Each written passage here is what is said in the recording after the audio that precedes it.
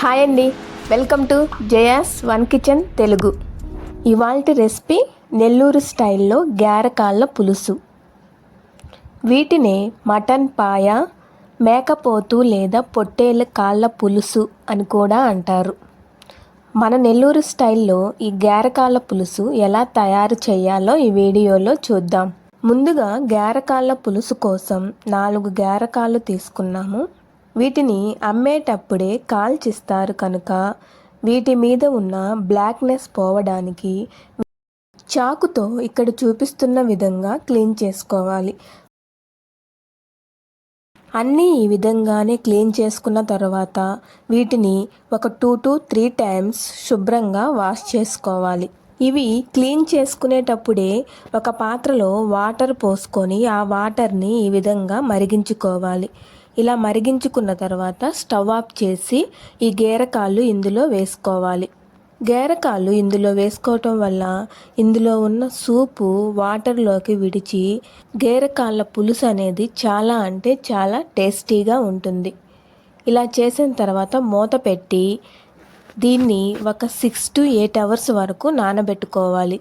మనం ఈ కర్రీని మార్నింగ్ చేసుకునేటట్లయితే వీటిని నైటే నానబెట్టుకుంటే మరీ మంచిది. చూసారా, మార్నింగ్ కల్లా గారెకాళ్ళు ఈ విధంగా నానిపోయాయి.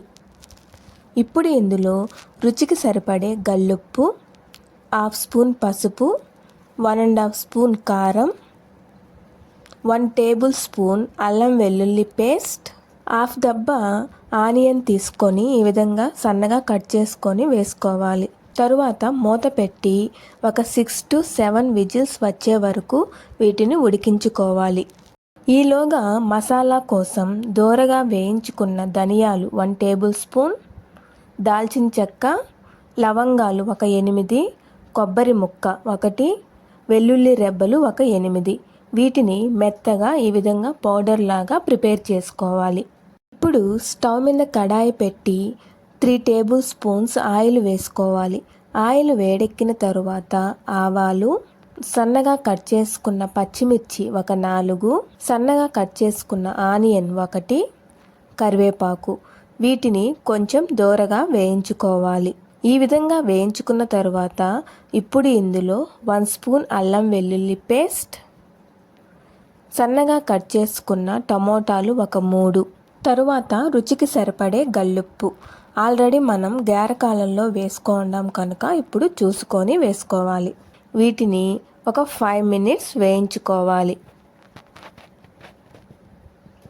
ఇలా వేయించుకున్న తర్వాత కొత్తిమీర, ఇంతకుముందు మనం ప్రిపేర్ చేసి పెట్టుకున్న మసాలా పౌడర్ ఇందులో వేసుకొని అంతా మిక్స్ అయ్యేలాగా ఒకసారి కలిపి దీన్ని తీసి పక్కన పెట్టుకోవాలి. ఇప్పుడు 6 to 7 విజిల్స్ వచ్చేంత వరకు ఉడికించుకున్న ఈ గారెకాళ్ళను స్టవ్ మీద పెట్టుకొని ఇంతకుముందు మనం ప్రిపేర్ చేసి పెట్టుకున్న ఈ మసాలాని ఇందులో వేసుకోవాలి.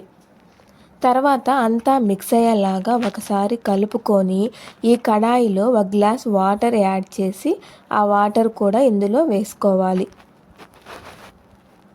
తరువాత ఉప్పు చూసుకొని సరిపోకపోతే ఉప్పుని యాడ్ చేసుకోవాలి.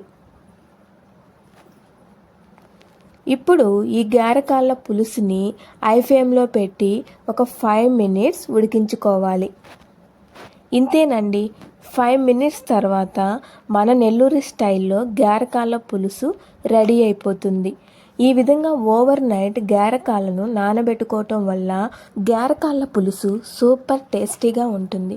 దీన్ని రైస్, చపాతీ, పుల్కా, దోశ, ఇడ్లీ దేని కాంబినేషన్లో అయినా తీసుకొని తినచ్చు. మన నెల్లూరు స్టైల్ గారెకాళ్ళ పులుసుని మీరు కూడా ఒకసారి ట్రై చేసి ఎలా వచ్చిందో కామెంట్ బాక్స్లో కామెంట్ చేయండి.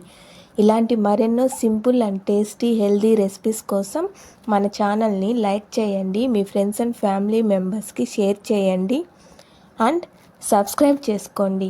Thank you for watching.